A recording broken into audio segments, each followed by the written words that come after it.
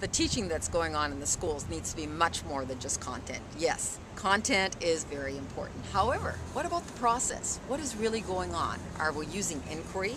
What kind of strategies are we using in order to teach that content? Are the kids involved? Are they interactive? Are they having fun? Are they enjoying it? Is there emotion in the content? Do they really realize it's real? And then, what about the method? Is there learning to learn while they're doing this content? Are they learning to think for themselves and perhaps even reflect on truly, how does this relate to me? What's really happening in the world that's the same or different than this content that I'm learning? And then finally, how about the personal growth and the life skills? Isn't that important? What are kids going to do to apply all that learning? Are they setting their own goals? What are they going to do with that learning? So it's much more than just teaching content. It's about the child's whole life and getting right down to the basics of what's in it for me and what's in it for my world. Not just, the selfish what's in it for me, but truly, what can I do with it and how can I make this meaningful so that I love to learn and I'll be a lifelong learner. That's really what learning is all about. Who are they teaching? Individual kids. It's really about each child's learning pathway. And so it's really about each child's learning state. That's really where teachers need to begin. What kind of environment are we giving kids? Truly, are we giving them life experiences? And are we really monitoring that state level of each child? And when I say state, I'm talking about their mood, I'm talking about their well-being, I'm talking about their breathing rate. It's just that whole being. Are the kids with you? And are they in a happy mood? And if not, we need to do something about that mood. And so considering a state change in the middle of a lesson just to get the kids involved more, that would be so crucial. It doesn't mean you have to teach for 60 minutes. It's not about what you teach. It's about what are the kids taking in? How are they applying it? So yeah, that state is one of the key criteria in terms of how do we teach kids to learn in the optimal way.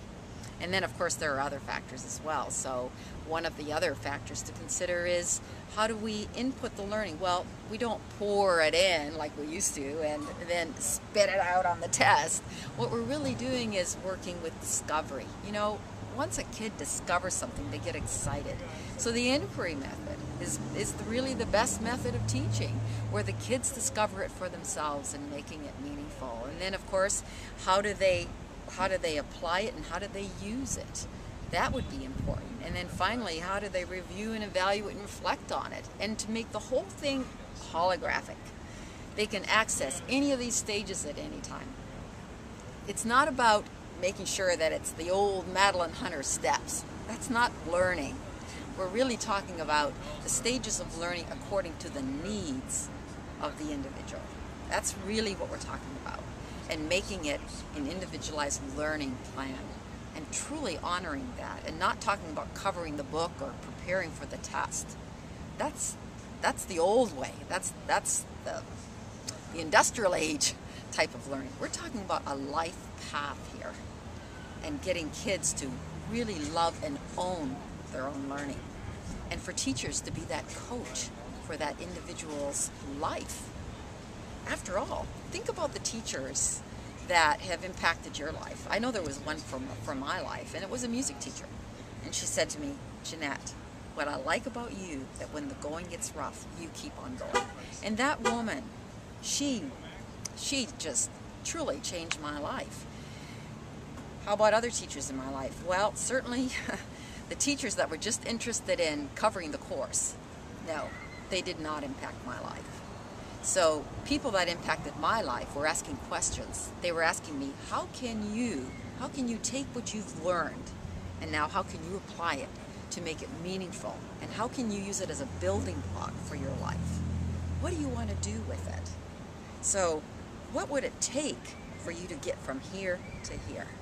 What are your steps that you could take to bring your life to what you want it to be? And who would you like to have as a coach? And you've got coaches everywhere. The internet, there are tons of coaches. You can look up Bruce Lipton's work if you want to learn more about how your belief systems affect your very cells of the body, how it affects your DNA. If you want to look up how what you surround your your whole body and brain with in terms of enrichment. You can look that up through Dr. Marion Diamond right on YouTube for free. The learning is accessible anywhere you want to go. It's at your fingertips when you touch your laptop.